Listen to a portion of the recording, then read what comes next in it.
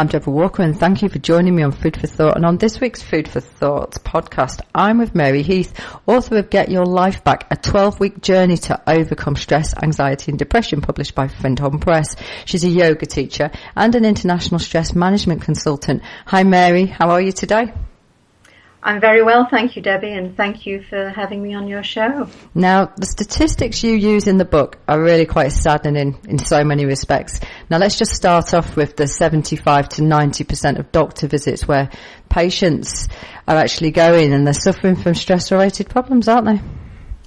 Well, yes, it's absolutely amazing. And I constantly saw the statistics coming up as really high. And when you come to think of how the mind and body work together, it's not surprising, really. If someone has emotional or mental stress, it's obviously going to affect the body. And people go to their doctors with something physical, when in fact that physical ailment is probably caused by stress and what's going on in their lives.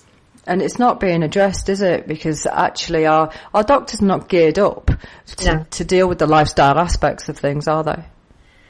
That's very, very true. And in fact, I have spoken to a number of doctors about this, and they say, oh, well, in medical training, which often was years and years ago, they had about half an hour on stress. In fact, one doctor, he was a GP, but he became a psychiatrist, and he actually said to me one day, Mary, what is stress? And I was really shocked, and he actually didn't really know. So no, the short answer is they don't study stress, and they're really not aware of how many physical ailments are caused directly and indirectly by stress. Because you do outline that it just gets worse and worse and worse. It goes from effectively acute states of stress and anxiety through to full chronic disease states, doesn't it? Unfortunately, yes, it does.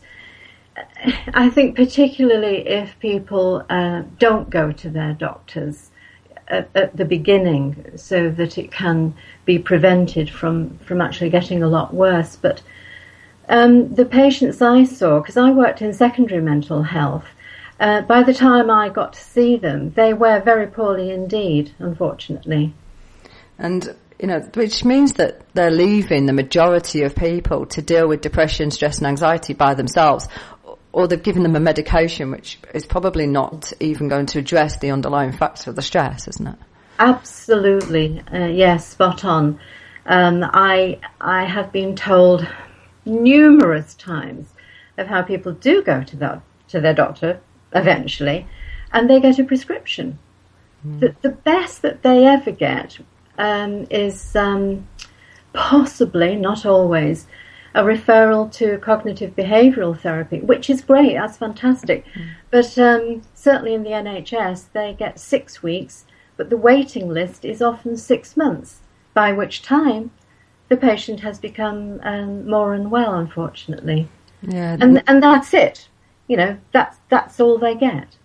It's so missing the point, isn't it? Now, the cost financially from that happening to economies you outline in the book, and the numbers. Now, I used to work in HR, so I knew the numbers from about 8 years ago, but the numbers have increased significantly. Do you just want to go into what it costs for the US, the EU and the UK? Well, keeping all of these numbers and statistics in my head is not easy. But we're talking in billions of pounds overall, which is people being absent because of stress and the loss of production and efficiency in industry and commerce and everywhere else. But it really is a very serious figure. I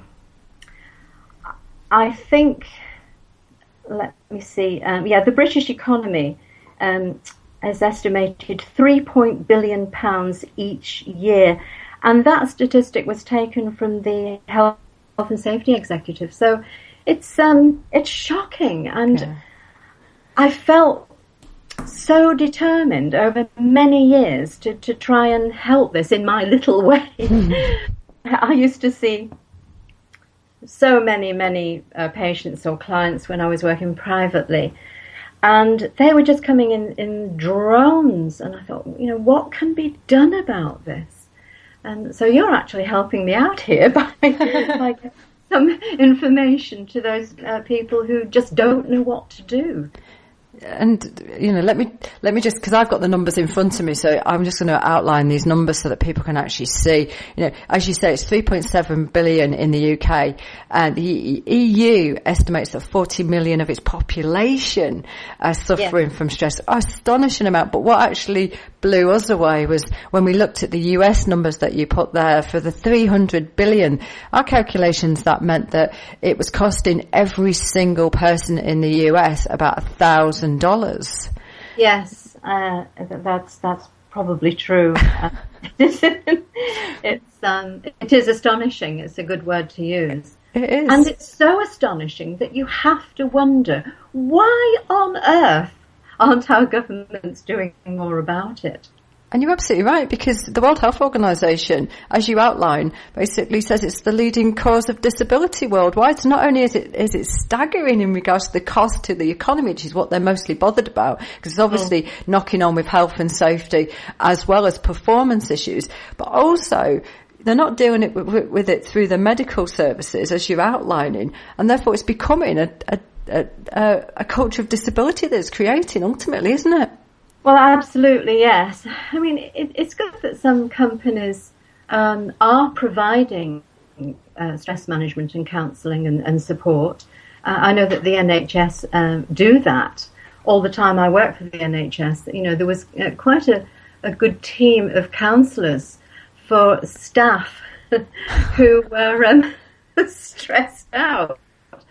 And I know that this floods out into other companies. I did work for, some quite big companies who were very, very good. That the moment they suspected anyone was coming down with stress or suddenly went off absent, they would call me in. And those companies are really to be admired and followed. And I really hope that sometime in the near future that everybody does this. Yeah. But the small companies, small businesses, of course, they can't do it. And the small businesses are the ones that are going under because of the pressure and the economic climate, across the globe, really. Yes, absolutely. And it's interesting that you make that point, because I know of a lot of entrepreneurs who are struggling. They're basically sitting through self-employment and mostly working on their own, and they are struggling to keep their heads above water in the current climate, and they're not supported in a variety of ways. No, and hopefully this is where my book comes in. If people feel that they don't want to go to the doctor, or they've heard stories of being, just given a prescription, then this book will help, and hopefully it will prevent their stress getting worse. It is, very often that, unfortunately, if they don't do anything about it, they have no support. I suppose the bottom line, worst case scenario, is that they can become hospitalised. Yes. Well, can I just talk about, before I move through to the book, because the book's a brilliant resource, I felt, but for me, you talked about the suicide rates, and you outlined that they'd grown by 60% over 45 years. And what I didn't know is that for every one person who succeeds, 20 others have made an attempt. But from when I looked into this in more detail, I found that the biggest age group this was happening to was the 19 to 29-year-olds. Yes, that's true, unfortunately. It's very, very sad. And particularly in young men. The pressure that teenagers are under, taking exams and peer pressure from the parents to do well, pressure from the teachers, even the teachers and school statistics put pressure on these young people. And then, of course, getting a job or not getting a job, getting the right job, getting the job that they want, all very, very difficult. If people go to university, there's more pressure, more exams, living away from home, maybe going to university on their own where they don't know a soul.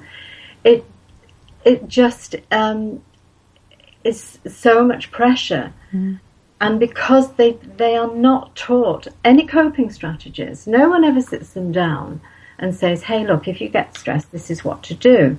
So they're out there on their own often. And then, of course, there's other pressure, the antisocial pressures of alcohol and drugs and being on the streets and so on. Terribly, terribly difficult time.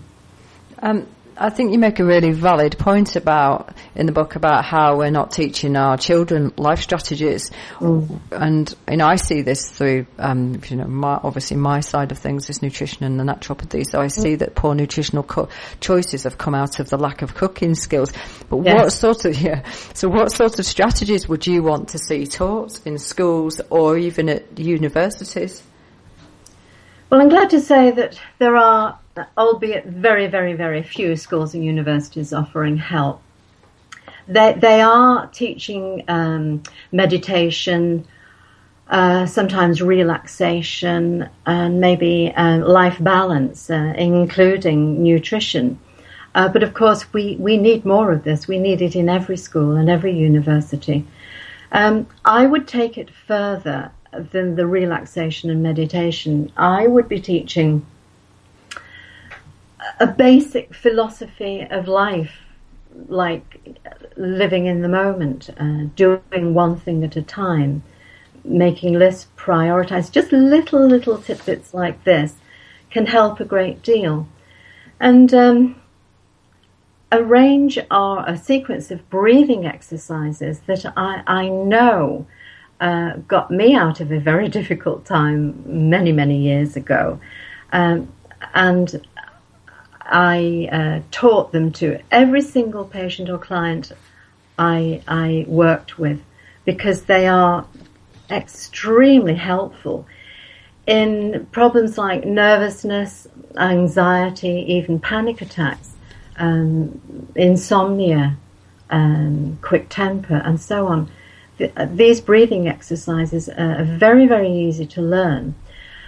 But most people actually don't even know how to breathe correctly. So that would be a starting point in the schools and universities, just to teach people how to counteract stress or balance stress out by teaching them, to breathe correctly. If you're under stress, as you know, we will breathe very shallowly and deeply. And this becomes habitual if the stress is prolonged and continuous. So just something simple like slow, deep breathing can help. Advice on how important exercise is and how much exercise we need in a day or in a week, again, to counteract stress. So it's not rocket science. Even primary school teachers could be teaching this. It can be so very, very simple. It's not difficult. Almost what you're saying is we've forgotten how to live life. Yes. Yes, the pace is so fast. It's frighteningly fast. People are just racing around like headless chickens trying to do too much in not enough time. And no one is stopping and thinking, let's breathe and relax. Do I really have to do this? Does this really matter? Do I need all this, or do I need all these demands? Which demands can I throw out the window and so on? So yeah, we need to get back to living healthily. When I was brought up, I don't think there was any stress at all. I know I lived in a small village, but the word stress, anxiety, depression just was never mentioned. I'm sure there was a lot of stress out there, but nowhere near as much as today. What have we created in our world? A big problem. A big problem. Where do you think it starts? It depends on the environment. It depends on parents or who is bringing up the children. Depends on the schools. It depends on personality types. It depends mostly on our belief system. I have a perspective that I believe that we're being born into a culture of anxiety and stress now, and even from things like the medicalisation of birth can be quite stressful. I know. Yeah, and even the precedents, basically prior to birth, so conception can be quite stressful if you're infertile.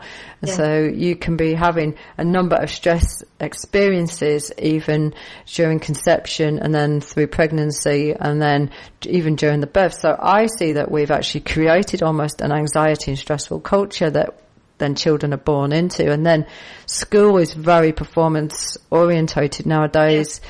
And then we accumulate, and then it carries on through work. And I actually wonder at what stage our society is going to completely break down. The numbers you're telling me in this book tell me to a certain extent there's a huge amount of people breaking down, and we're just not really acknowledging it. That is so very, very true. And the clinic I worked in, it was community mental health, and it was quite a large staff. But the patients came in their drones, and all the staff were getting stressed trying to keep up, treating the patients. And, often they would come to us because they were suffering from a serious mental health problem, like bipolar, even schizophrenia, and so on.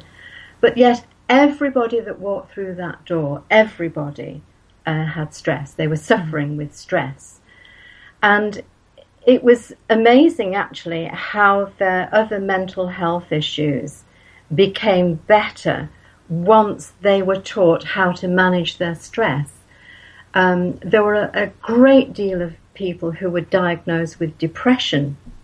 But of course, there are lots of different kinds of depression, but a lot of the ones with depression actually had stress issues. So once we sorted them out, we were able to discharge them, and they went home with a pocket full of skills and tools and techniques, which hopefully they used, so they didn't return. But yeah, the number of patients was just incredible. It was very, very hard to keep up. And now the research clearly shows the gut-mind connection. So, that mind-body connection you were talking about originally, so stress actually impacts on that gastrointestinal tract, slows it all down. And, we go through a series of changes so that we can actually run away from that saber-toothed tiger, can't we? So It's not surprising that actually it affects our mind, our brain, which is actually very hungry in regards to nutrients. So if we can't feed the different parts of our body, particularly our brain, then it's highly likely we're going to be suffering from depression and then ultimately feeling suicidal. Absolutely, and it is frightening, the number of people we saw in exactly that position. Often they were coming to us in a way too late, because a lot of damage had been done. Had we seen them earlier, then they might not have been so ill. But again, they came through GPs. All our referrals came from GPs who had probably been giving them antidepressants, but no skills, no therapies.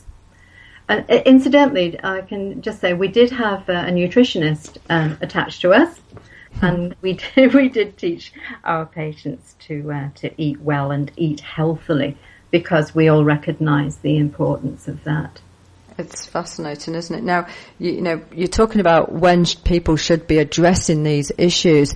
Now, I know from the women that I see, they will very stoically continue. And part of that is the cortisol response that's happening, isn't it? So we're kind of hardwired to continue.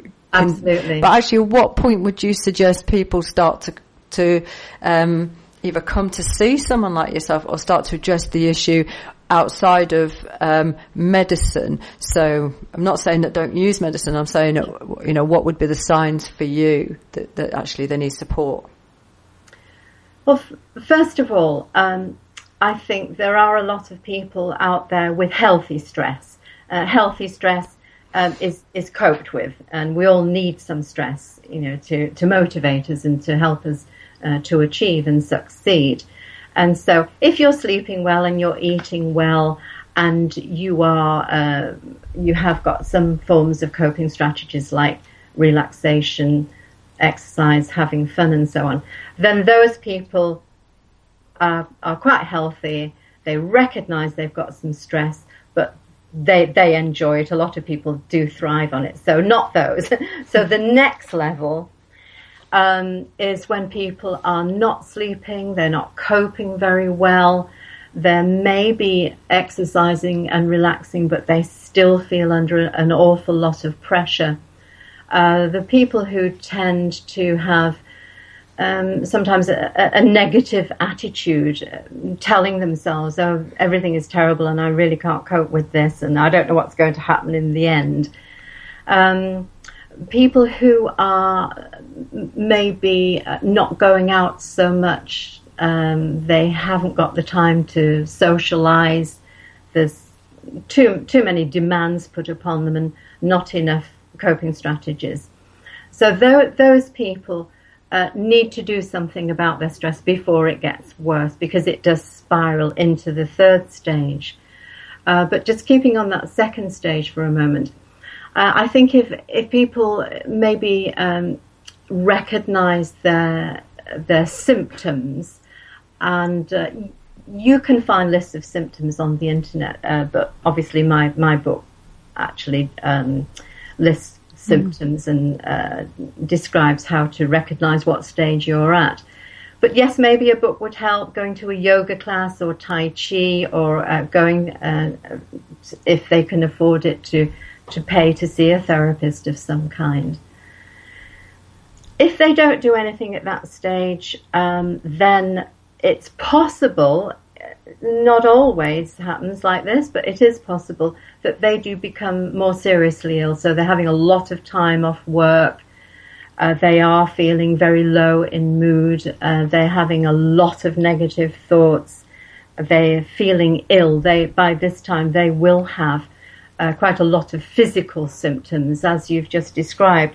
The digestive system is one of the first things to go, but maybe they're having, very regular headaches, they're not able to eat, lack of appetite, they're not able to sleep, very worried about everything. These are the people that do need to go and see their GP and see if they can get some help. Now, in week 2 of the book, because it's set up as a 12-week program, which I loved, I have to say, and I thought it was a really nice idea. You run people through an exercise asking them to find out who they really are. Yes. Do you find that people really don't know themselves that well? Yes. What are you hoping that they'll realise about themselves? I'm hoping that they realise that, that there is a lot of positivity in their life, that everything isn't bad, everything isn't negative, that they have achieved things, they have been successful in their life. When they're stressed or maybe heading towards depression, 70% of their thoughts will be negative, and they won't always have had so many negative thoughts. So it's about helping them to maybe just have a glance back in their past to see what they have achieved, and who they really are, and the fact that they have been happy, and that they have had good times, and that everything isn't all bad.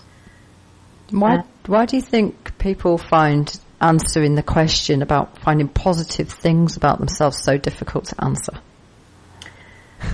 Well, with stress comes lack of confidence, because if you're very stressed, maybe in the second stage and third stage of stress, again, there will be a lot of negative thinking, because they are perceiving themselves not to be able to cope. They are perceiving themselves not to have anything or anyone to help them.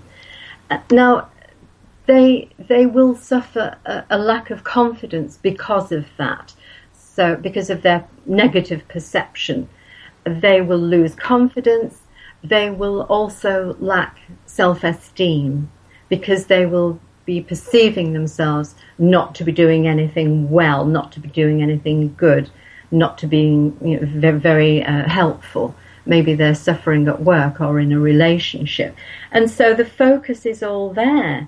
And if you're focusing on the negatives, you'll get more of them. And so, yeah, it's hard to remember the good things about life. Now, if you're a child going through this or at university, there's very much, in most courses, it's very black and white, it's very right or wrong.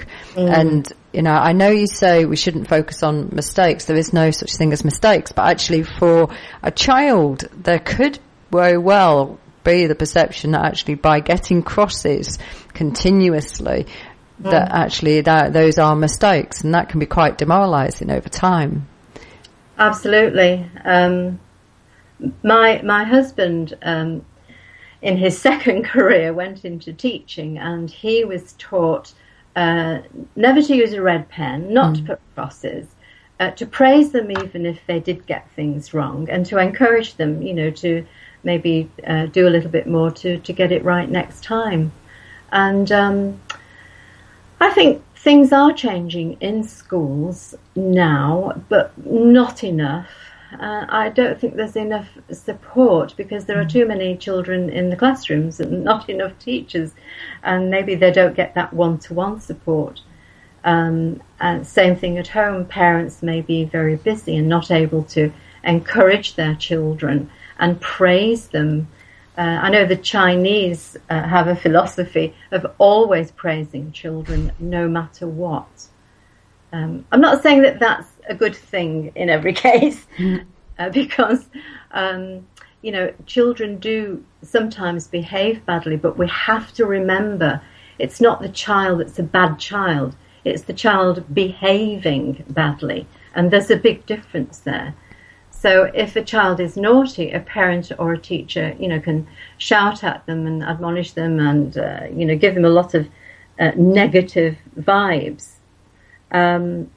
And so that child maybe eventually grows up to think, I'm a bad person. And if you believe you're a bad person, that's not going to help your stress levels. And I think it would help enormously if we just recognise that it's the behaviour that counts, and our behaviour comes as a result of our thoughts and beliefs. Now, I see, we discussed at the beginning that in regards to suicide rates, that they were higher in young men. But I see a real gender difference. I've worked in both high masculine and high feminine environments.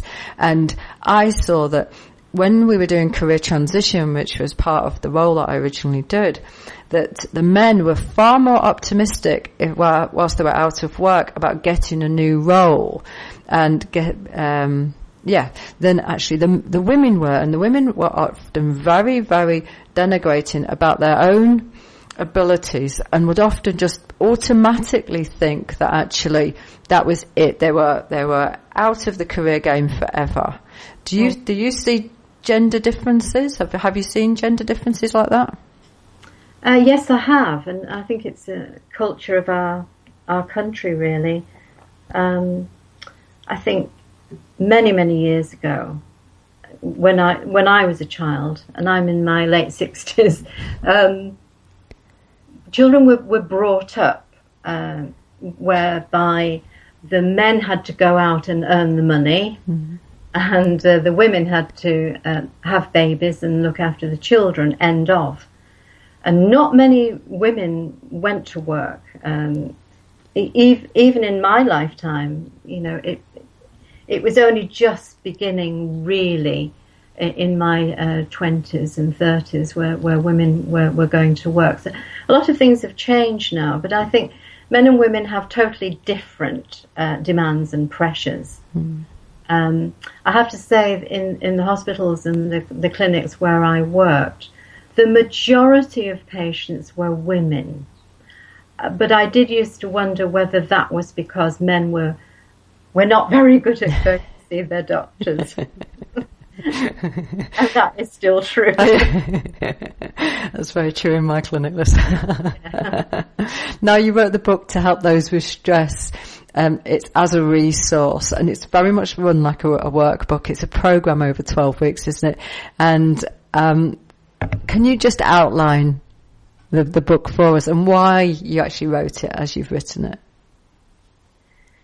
I wrote it as a 12-week course because, to be honest, it was very difficult to see people on a one-to-one basis at the clinics where I work because there were just so many of them.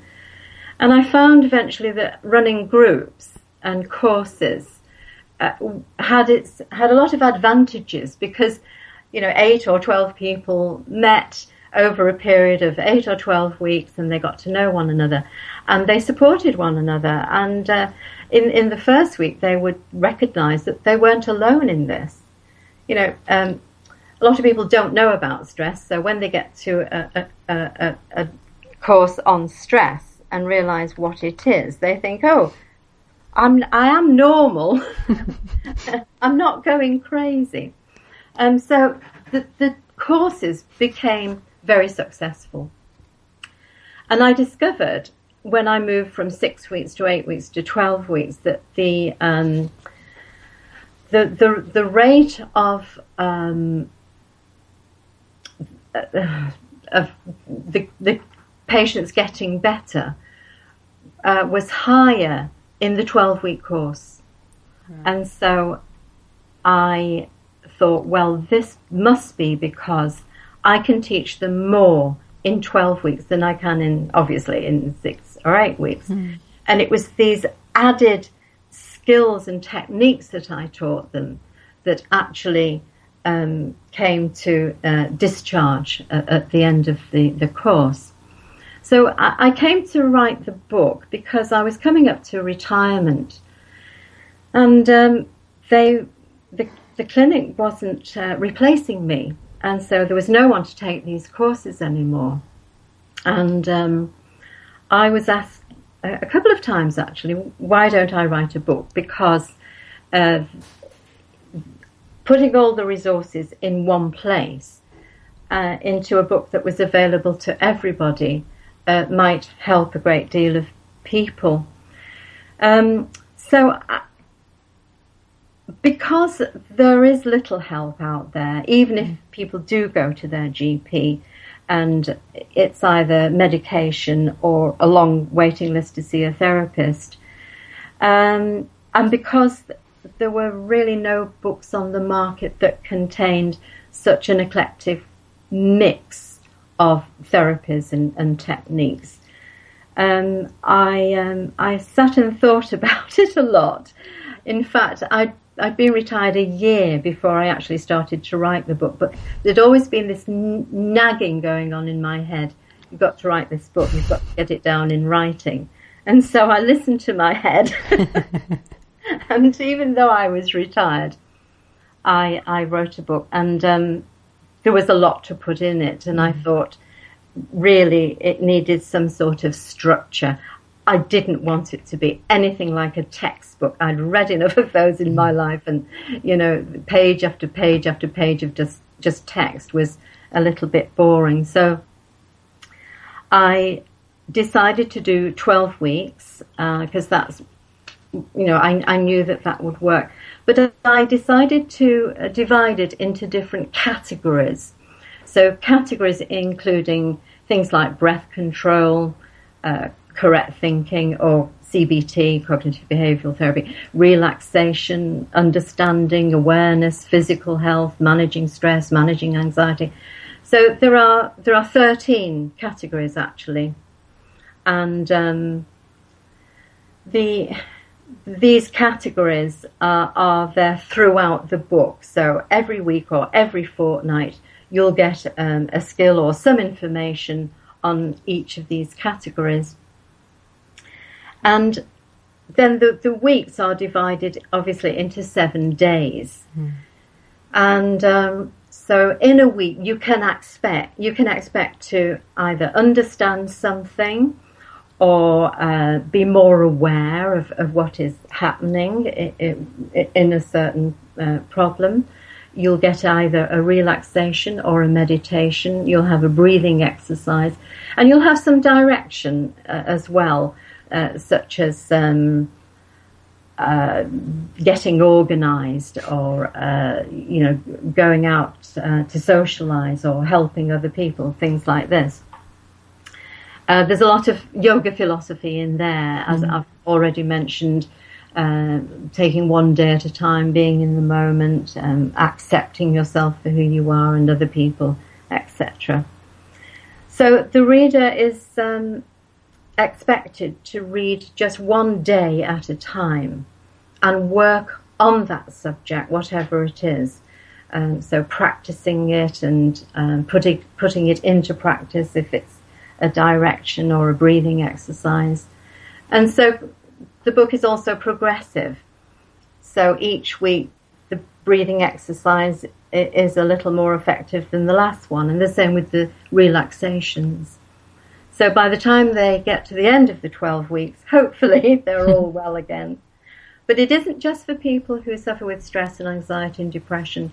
The book is for everyone, really. Everyone does have some stress in their life, unless you live on a desert island or something like that. Well, you might be stressed trying to get off. Well, I was just thinking actually, stressed because there wouldn't be enough food on the island, or the right kind of food. Just can't get away from it. That's right. So, yes, it's for everyone, because there are tips and techniques in there that will help everybody. I love the book, and I obviously I get the review copy, so effectively I haven't got a physical book, so I don't know how Findhorn have actually what the published book looks like. But from my perspective, I would have really liked to have seen it as a journal as well. So the actual exercise was on one side, and then the ability to journal about it was on the other. And I don't know if Findhorn have thought about that, but I when I was working through it, it was very easy to kind of go, yes. Oh, I'll do that. Yes. And I'll think about that.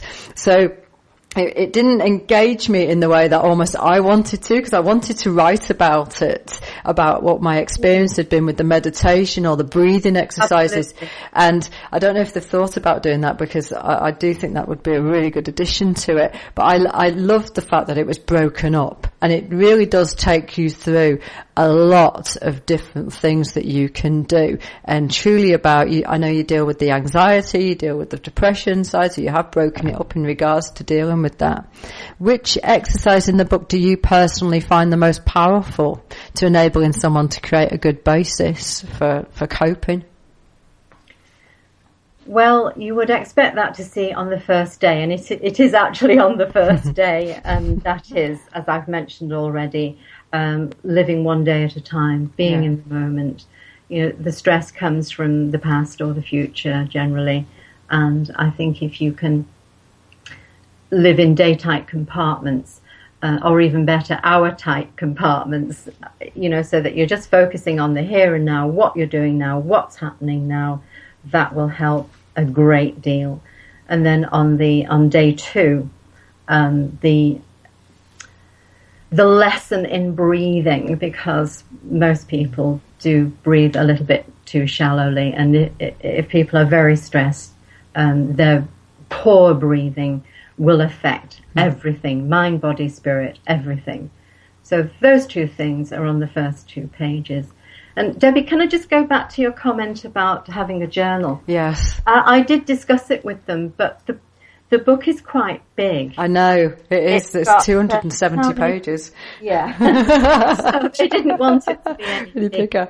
I can completely understand. Yeah, in an ideal world, of course, that would have been a fantastic thing to do. However, at the beginning of the book, I do insist that people buy a workbook and write things down in there.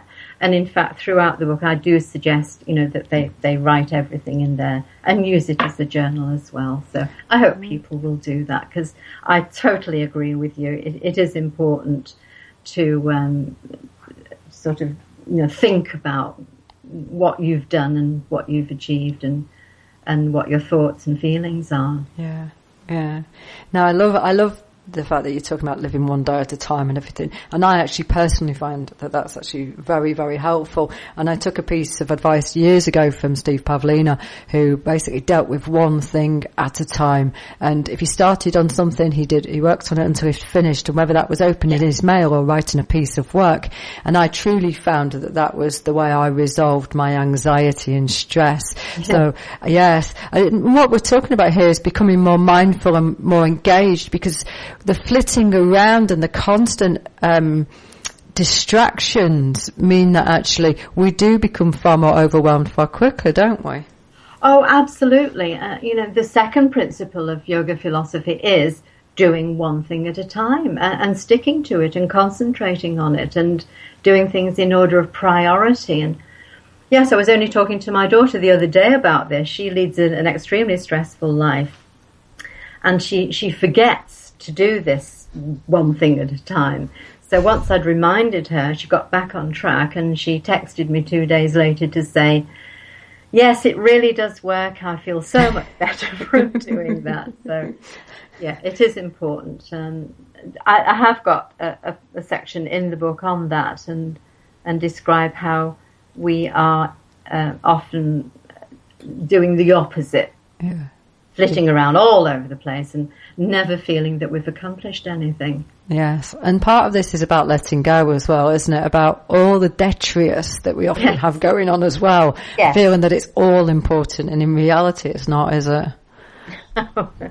No, and we do all these trivial, petty little things, or worry about things that we don't need to worry about, instead of just focusing on what's important or what's a priority for us. I do talk about things like, if you spill a cup of coffee, so you spill a cup of coffee. It's not the end of the world. But I've seen people become frantic over such trivial little things. All these little things mount up, and you shouldn't really care about those things, because they do get in the way, and they do fill your head. And the thing is that what I see is that if my clients are stressed and are having that sort of lifestyle or those sort of responses, then they have difficulty with their children. And sometimes people will bring their dogs with them, and they'll say, my dog's completely out of control. And I can see why. And because it actually passes through to those who are close to you as well, doesn't it? Yes, absolutely. One of the many therapies I learned was energy field healing. Mm. And so I learned quite a lot about our energies and how if there's a lot going on for us, or we're anxious, or we're in a bad mood, that does influence other people around you, and it's really hard. And yes, I've had dogs. It's absolutely true. And babies especially pick up on your mood. And these poor mothers whose babies cry all the time, or they don't sleep. If they would just, take some time out to relax or meditate or breathe, or focus on the moment and do one thing at a time, then their babies would pick up on that and it would soothe them. Well, when I saw my naturopath originally, when I had my corporate job, my naturopath used to say to me, you need to go meditate. And I used to say, gee, I don't have time to breathe, never mind meditate, just patch me up and get me back out again. And that is very much where a lot of people are. Oh, yeah. How do you break from that cycle? Where do you start? Good question. There's quite a few places you can start, really. I used to say things like, well, if you go out to work, when you get home, even though you've got children and dogs and other things waiting for you, pretend that you haven't got home. Just go straight upstairs, into the bedroom, close the door, lie down on the floor, and just have 10 minutes. And say to your family, I'm not home yet. Please don't disturb me. Because if I have these 10 minutes in deep relaxation, when I come back down the stairs, I'll be in a good mood, and I'll be relaxed, and I'll be happy. And that does sort of spill out into the family. So that's one thing that you can do. But also get it into your head that if your mind is busy and you are a busy person, then you actually need to stop that busyness by spending time relaxing, because if you understand that and you're aware of the success of it, then you'll realize how important it is. It's just as important as eating and sleeping. What advice would you have for the worrier in your life who they can't sleep because they worry as soon as they go to bed, their mind is worrying? So what advice would you have for those people? Couple of things. One is to write down the worries. Have a little book at the side of your bed and write down the things that you're worrying about. Get into bed, do some relaxation. There are many different types of relaxation, but I would either suggest the progressive muscle relaxation or the body scan, or yoga nidra as I call it. So just being aware of different parts of your body, or tensing and then relaxing the different parts of your body.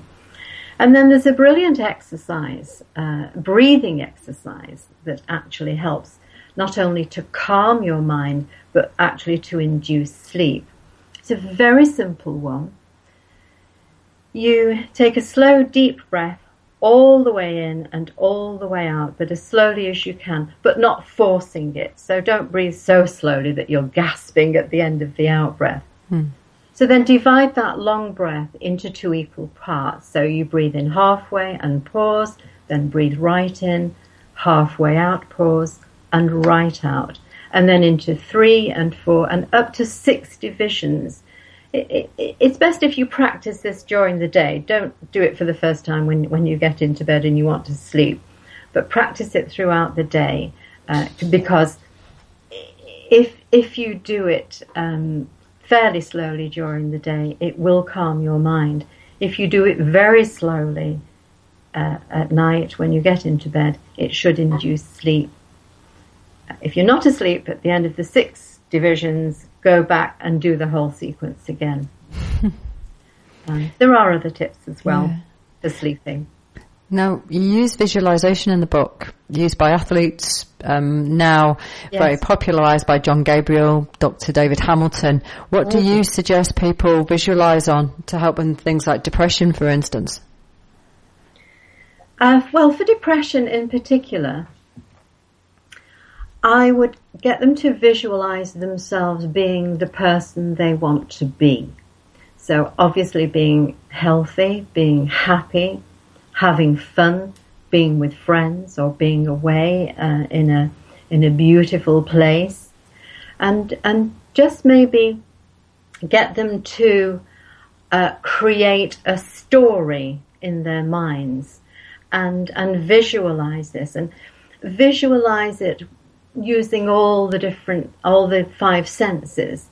So seeing yourself there, hearing yourself speaking confidently in a relaxed manner, maybe hear some happy sounds, maybe of your children laughing, or being in dancing, if you like, in a club, or hearing the sounds of being in a nice restaurant, wherever, but hearing the sounds, particularly calming the sea, lapping gently on the shore, and so on.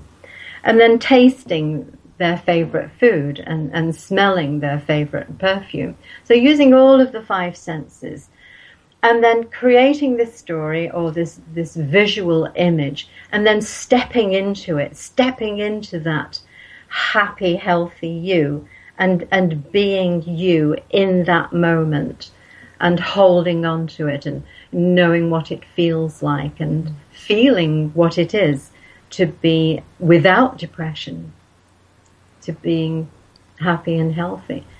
And maybe writing about it. Yes, if you keep a journal, write down the person that you would like to become. Powerful techniques. Now, my final point, and it was a fascinating fact that I read in your book, was that every emotion has its own distinctive type of tear. Yes. I really didn't know that. Can you just talk a little bit more about that? I don't know a great deal about it. I just know, and I can't remember where I learned it, to be honest. But somewhere along my many years of training, I did learn that. And yes, under a microscope, I remember seeing the pictures of all the different tears. So if you cry a happy tear, it will look very, very different from a tear that has come because of fear or anxiety. And you know in yourself the difference, don't you? So if you're crying because something has upset you or you feel sad about something, your whole body feels entirely different to when you're crying from happiness. Everything changes, and so the makeup of your tears will actually produce stress hormones, including cortisol. And all this has been scientifically experimented on, apparently. And yes, it's absolutely true that very often we cry in order to release the stress. Mary, this has been a fascinating interview, and thank you very much for coming on Food for Thought. How do people get hold of your book? Well, various ways. It is in a lot of bookstores now. The big bookstores are stocking it.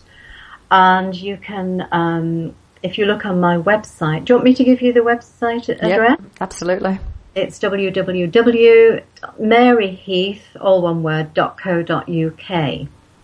And there is a link into the publisher there, or you can get it on Amazon as well. Well, thank you for having me, Debbie. It's been really fun talking to you. Really enjoyed the interview. Thank you. Perfect.